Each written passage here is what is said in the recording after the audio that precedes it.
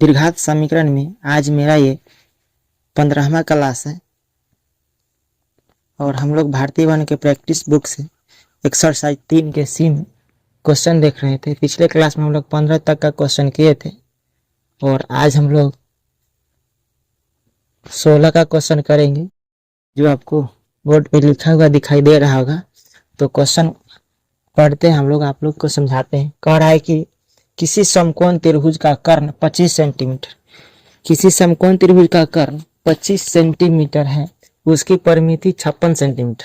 उसकी परिमिति कहे या परिमाप कहे दोनों एक ही होता है। उसकी परिमिति 56 सेंटीमीटर है तो उसकी जो है समकोण त्रिभुज की सबसे छोटी भुजा की लंबाई ज्ञात करना है। तो सबसे छोटी भुजा की आपको लंबाई ज्ञात करना है। अब यही सब की मदद से हम उसका छोटी भुजा की लंबाई ज्ञात करेंगे। तो आपको इतना ही बात हम लोग को कहना चाहते हैं कि एक स्टूडेंट होने के नाते मेरा डायरेक्शन देना आपका काम है, आपको करना काम है, उस रास्ते पर चलना आपको काम है। कितनों बढ़िया से बढ़िया सर के पास पढ़ लेंगे तो 1-2 घंटा पढ़ लेने से हमको ये सब बनाना नहीं आ जाएगा। जो कोई भी सर से पढ़िए तो उसको घर पर जाके आप रिवाइज उसको करिए, यानी प्रैक्टिस करना है आपको। और कितना बढ़िया सर से यानी कितना बड़ा सर से पढ़ लेने के बाद उसको हम देखबे नहीं करेंगे तो क्या वो कोई काम करेगा? तो कोई काम का नहीं रहेगा। छोटा सर से पढ़िए, बड़ा सर से पढ़िए, रिवाइज तो आपको करना ही पड़ेगा, चाहे जैसे कीजिए, पढ़ना ही तो आप ही को। तो आइए देखते हैं। इस समकोण त्रिभुज की बात हो रहा है ना,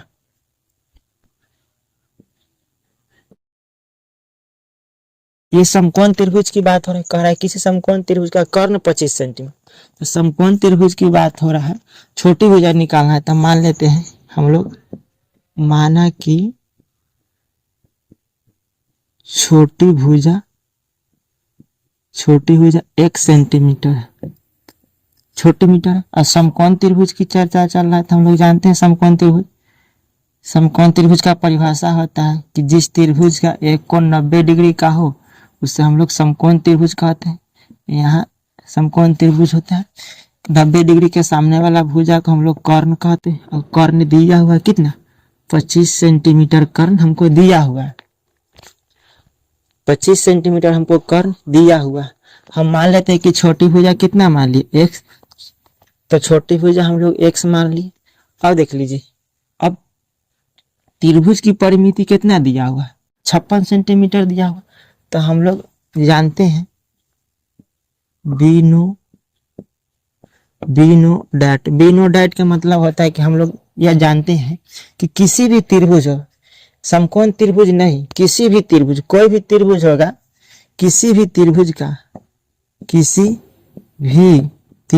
का परिमिति कहे या परिमाप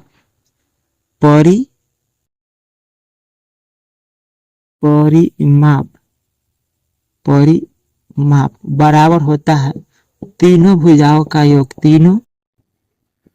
तीनों भुजाओं का योग होता है। अब यहाँ पर इस त्रिभुज के लिए नहीं करें, किसी भी त्रिभुज की परिमिति होगा तो तीनों। परिमिति का मतलब होता है कि इसकी साइड का जो भुजा होता है सबको जोड़ के ऐड कर देना। अब देखिए परिमिति कितना दिया हुआ है? 56। तीनों भुजाओं का योग कहने का मतलब इसमें 3 गो भुजा कौन कौन है? ए बी है, ए से बी है, प्लस बी से सी है, अब प्लस ए से सी है।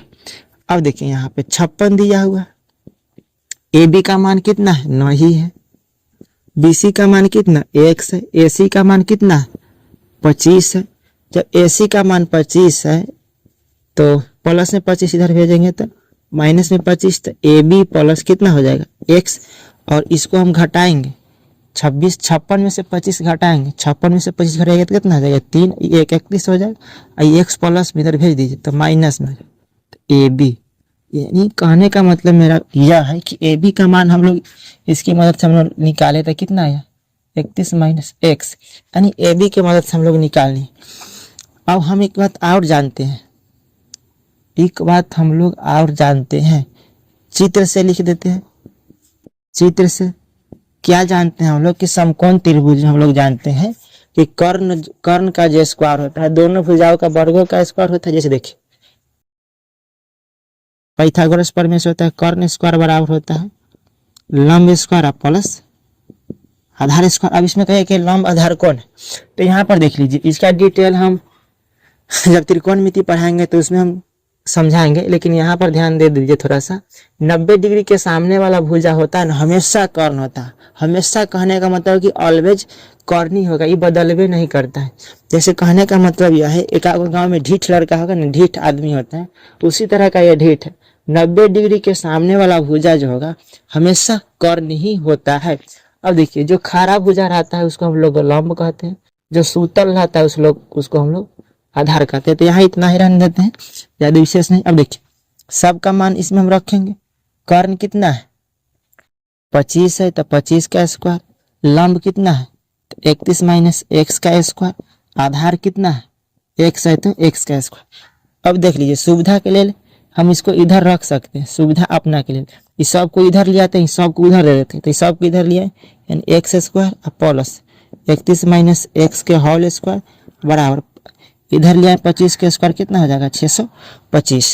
अब यहाँ से देखिए एक्स स्क्वायर ए माइनस बी के होल स्क्वायर पर तोड़िए, तो ए यानी 31 के स्क्वायर लिखेंगे और माइनस 2 ए का काम कर रहा है 31 और बी का काम कर रहा है एक्स प्लस एक्स स्क्वायर बराबर 625। थोड़ा सा ये सब लॉन्ग क्वेश्चन है, तो आप लोग घबराइएगा नहीं, टाइम लगता है बनाने में, समझाना भी पड़ता है। अब देखिए एक्स यहाँ है, एगो एक्स यहाँ है, तो मिलके कितना हो जाएगा 2x स्क्वायर। अब यहाँ पर देखिए x यहाँ है, माइनस में कितना हो जाएगा 31 दूना कितना हो जाएगा 31 दूना हो जाएगा आपका 62x, आई प्लस में हो जाएगा 31 का स्क्वायर कितना हो जाएगा 31 का स्क्वायर कर लीजिए। 31 का स्क्वायर कितना हो जाएगा आपका 31 में 31 से गुना कर लीजिए। 31 और ये 3 3 3 9 961। 31 का स्क्वायर आपका हो गया 961, तो यहाँ लिख लीजिए 961 आई प्लस में 625 देने लगेगा तो माइनस में 625। अब यहाँ पर देखिए, अब यहाँ है 2x स्क्वायर माइनस में 62x, तो यहाँ लिख लेते हैं 2x स्क्वायर और माइनस में 62x और लिख दिए। अब देखिए प्लस में 961 है माइनस में 625, तो घटा दीजिए, तो घटाते हैं तो प्लस में ही रिजल्ट आएगा। देखिए 11 में से 5 जाएगा तो कितना बचेगा 6, ये बचेगा 6 था तो 5 बचेगा, तो 5 में से 2 जाएगा तो कितना बचेगा 3, ये 9 था, 9 में से 6 जाएगा तो कितना 3 बचेगा। अब देखिए दुक्का पहाड़ा से सब काटने वाला है, तो इसमें से हम 2 कॉमन कर लेंगे तो हो जाएगा एक्स स्क्वायर, ये हो जाएगा 31x अब प्लस 2 से भाग दीजिए, तो 16 मतलब लगेगा, तो 16 दूना 32 और 8 दूना 16, ये कट जाएगा, इधर कुछ नहीं तो 0 0, तो 2 गुना में इधर भाग देगा तो 0 हो जाएगा, तो हो जाएगा एक्स स्क्वायर और माइनस 31x और प्लस 168 बराबर 0। अब यहाँ से आप गुणनखंड कर सकते हैं, यहाँ से आप चाहे तो गुणनखंड कर सकते हैं, नहीं तो दीर्घात समीकरण का फॉर्मूला भी लगा सकते हैं। तो गुणनखंड भी कर सकते हैं, तो गुणनखंड कीजिए। 31 को 2 भाग में तोड़ना है, गुणा करने पर 161 आ जाए और जोड़ने घटाने पर माइनस 31 आ जाए, तो चेक कीजिए।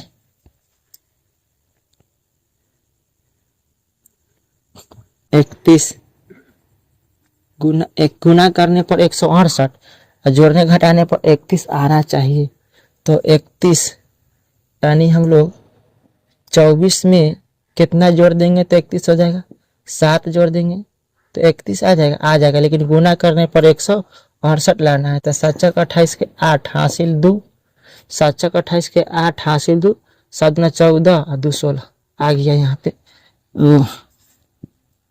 अब देखिए, तो एक्स स्क्वायर 24 में 7 से गुना किए हैं, तो लिखेंगे 24x माइनस 7x अब प्लस में कितना 168 बराबर 0। अब यहाँ पर देखिए गुणनखंड कर दिए। देखिए 24 में 7 से गुना करेंगे तो 168 आ जाता है, माइनस में 24x और माइनस में 7x जोड़ेंगे तो 31x। अगर गुणनखंड नहीं होता है तो दीर्घात सूत्र से भी आप बना सकते हैं, कोई दिक्कत नहीं। अब देखिए, तो दोनों में क्या कॉमन करेंगे, x कॉमन करेंगे तो x बचेगा, इसमें से 24 यहाँ 7 है तो 7, ई में x है इसमें x नहीं है तो x कॉमन नहीं होगा, इसमें 7 है तो 7 कौन करेंगे तो x माइनस प्लस क्या हो जाएगा माइनस, और 7 से भाग देंगे 67 में तो क्या मरता है कटेगा 24 मरता। दोनों घर वाला सेम है तो एक घर में से ले लेंगे x माइनस 24, घर में से एक बाहर से, तो x माइनस 7 बराबर 0। ये 0 जो देख रहे हैं आप दोनों के बराबर में जाएगा तो x माइनस 27 बराबर 0 और x माइनस 7 बराबर 0। तो x का मान कितना हो जाएगा 27, x का मान कितना हो जाएगा 7। देखिए तो हमको कह रहा है क्या कि छोटी भुजा निकालना है, तो ये 12 वाला नहीं होगा, ये 12 वाला नहीं होगा। तो 12 वाला क्यों नहीं होगा कि हम लोग जानते हैं कि समकोण त्रिभुज में कर्ण 12 होता है, कर्ण 25 दे दिया, तो ये सब जो दोनों भुजा होगा 25 से छोटा होगा, तो इसीलिए ये 27 नहीं होगा, तो 27 असंभव हो जाएगा, असंभव हो जाएगा। इसीलिए x का मान वैलिड होगा आपका 7 सेंटीमीटर, तो छोटी भुजा यही हो जाएगा आपका 7 सेंटीमीटर। तो आज इतना ही रहने देते हैं, मिलते हैं नेक्स्ट वीडियो में।